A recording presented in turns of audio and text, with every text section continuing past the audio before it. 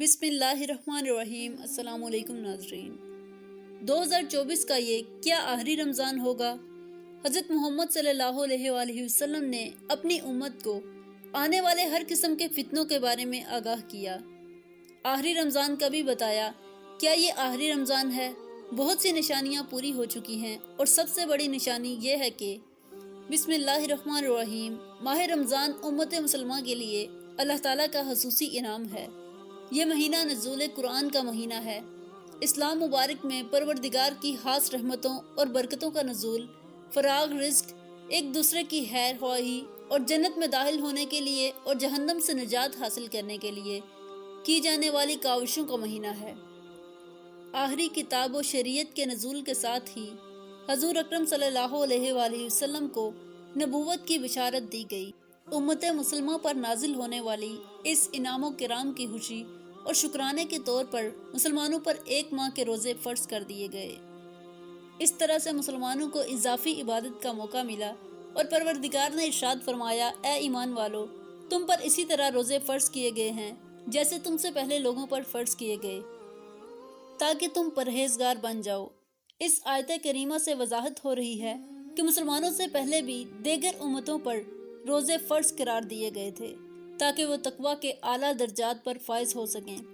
رمضان المبارک کی اہمیت اور رسالت اس حدیث مبارکہ سے بہت واضح ہو رہی ہے کہ جس میں آپ صلی اللہ علیہ وآلہ وسلم نے ارشاد فرمایا کہ اگر آپ لوگوں کو معلوم ہو جائے کہ آخری رمضان کی کیا اہمیت ہے تو امت یہ تمنا کرے کہ سارا سال ہی روزے ہوں۔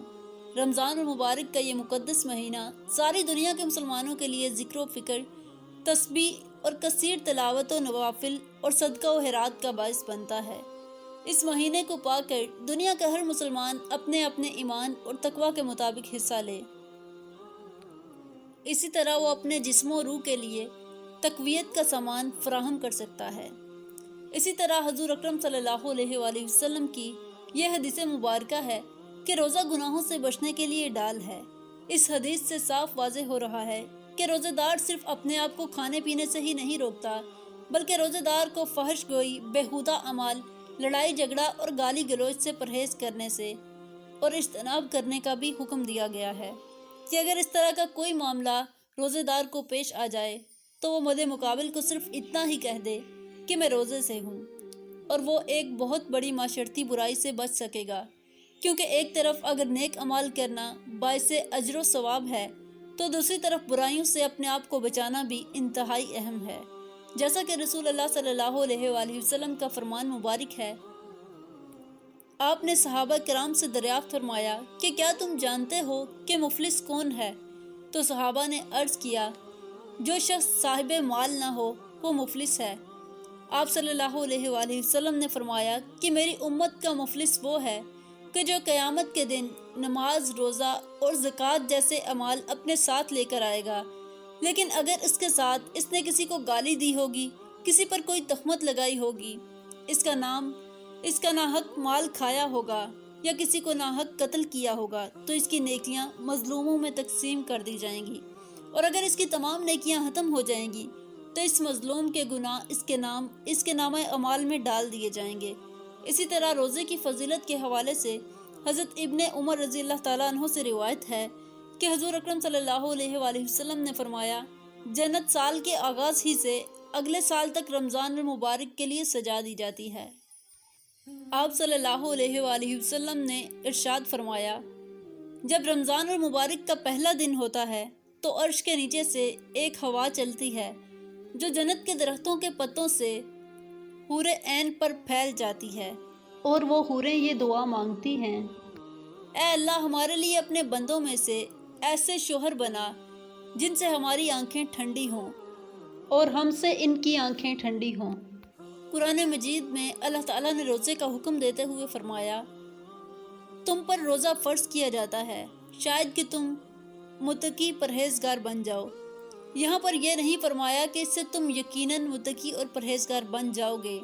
اس آیت سے واضح ہو رہا ہے کہ روزے کا نتیجہ تو آدمی کی سمجھ بوجھ اور اس کے ارادے پر منحصر ہے، نہ کہ صرف روزہ رکھ لینے سے، اور جب تک انسان روزے کے اصل مقصد کو حاصل نہیں کر لیتا، یعنی تقویٰ و پرہیزگاری، تب ہی روزہ اس کے لیے فائدہ مند ہے۔ اگر اس نے روزہ رکھ کر تقوی و پرہیزگاری حاصل نہیں کی تو اسے کوئی فائدہ حاصل ہونے کی امید بھی نہیں رکھنی چاہیے۔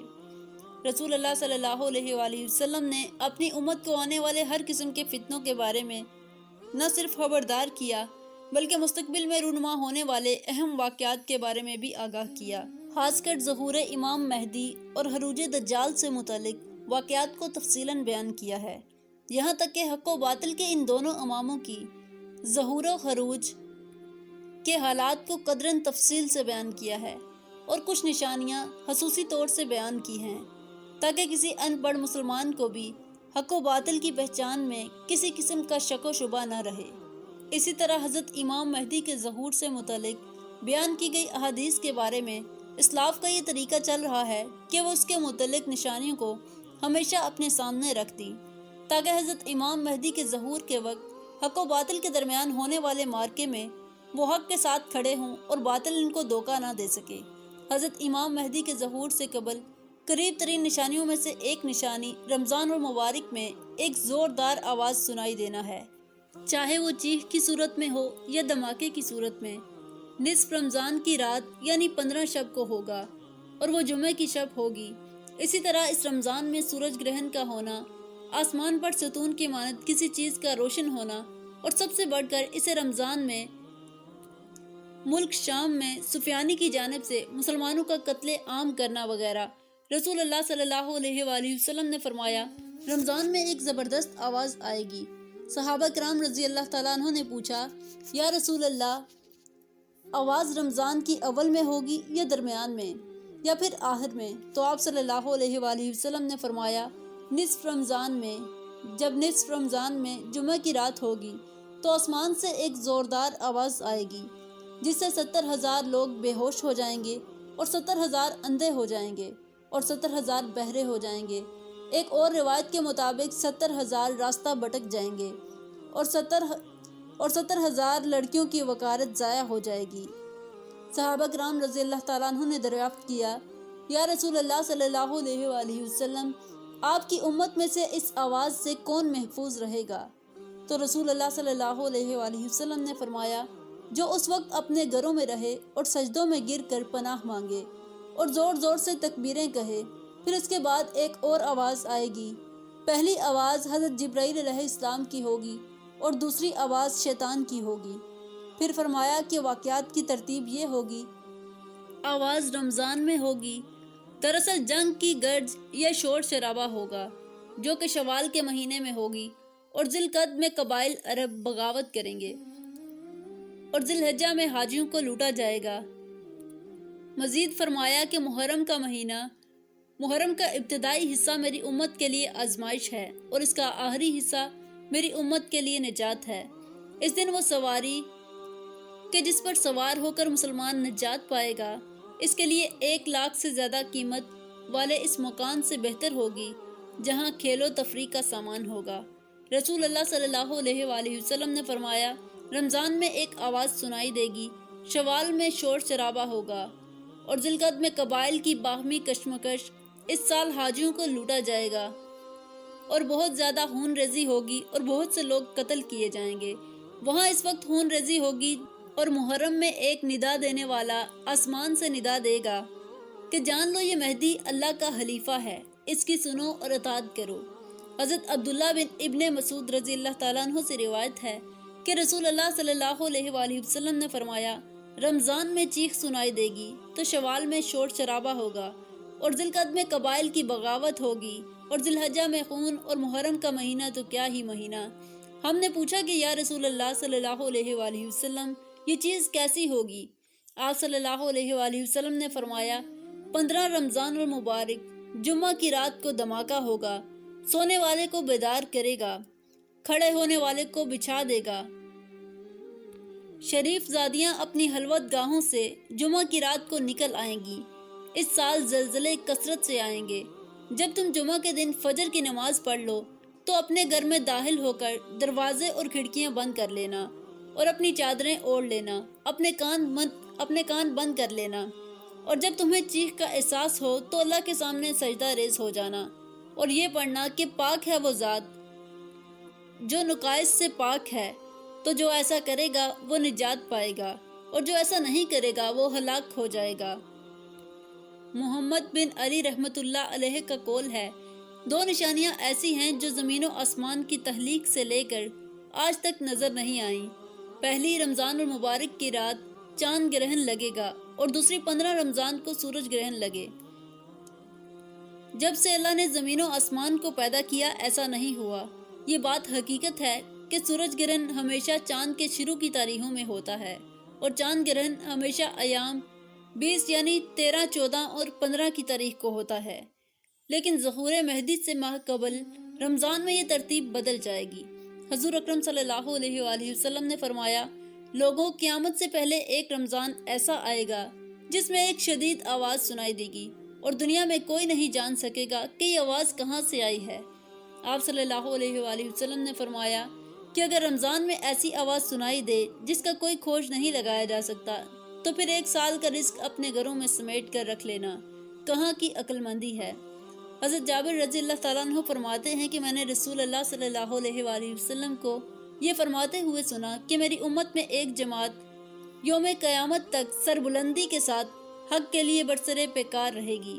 اس سے معلوم ہوتا ہے کہ مومنین کی ایک ایسی جماعت قیامت کے دن زندہ رہے، مگر مدرجہ ذیل احادیث طیبہ میں صراحت ہے کہ قیامت سے قبل ان کو موت آ جائے گی۔ قیامت کے دن کوئی مومن زندہ نہ ہوگا۔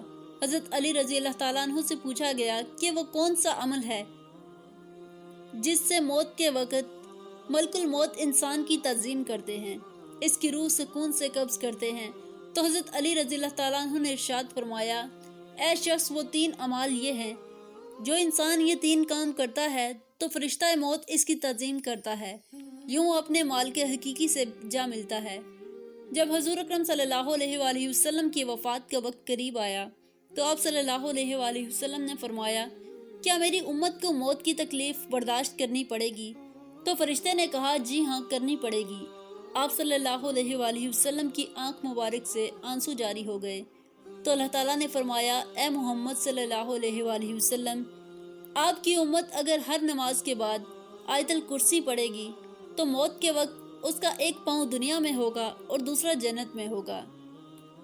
حضرت سیدنا ابو امامہ رضی اللہ تعالیٰ عنہ فرماتے ہیں کہ رسول اللہ صلی اللہ علیہ وآلہ وسلم نے فرمایا، جو شخص ہر فرض نماز کے بعد آیت الکرسی پڑھے تو اس کو جنت میں داخل ہونے سے موت کے سوا کوئی چیز نہیں روک سکتی۔ ام المومنین سیدہ عائشہ رضی اللہ تعالیٰ عنہ فرماتی ہیں کہ میں نے نبی کریم صلی اللہ علیہ وآلہ وسلم کو دیکھا کہ جب آپ صلی اللہ علیہ وآلہ وسلم سکرات الموت میں مبتلا تھے تو آپ علیہ السلام کے پاس پانی کا پیالہ رکھا تھا۔ آپ صلی اللہ علیہ وآلہ وسلم ایسے عالم میں اپنا ہاتھ ڈبوتے اور اپنے چہرہ مبارک پر پھیرتے اور یوں فرماتے، اے اللہ، موت کی سختی دور کرنے کے ساتھ میری مدد فرما۔ اللہ رب العزت ہمیں بھی موت کی سختی سے محفوظ فرمائے، آمین۔ دوستو، امید ہے کہ یہ ویڈیو آپ کو انفارمیٹیو لگی ہوگی۔ ویڈیو اچھی لگی ہو تو ویڈیو کو لائک کریں اور چینل کو سبسکرائب کریں تاکہ مزید ایسے اسلامک واقعات کی ویڈیوز آپ تک بآسانی پہنچ سکیں۔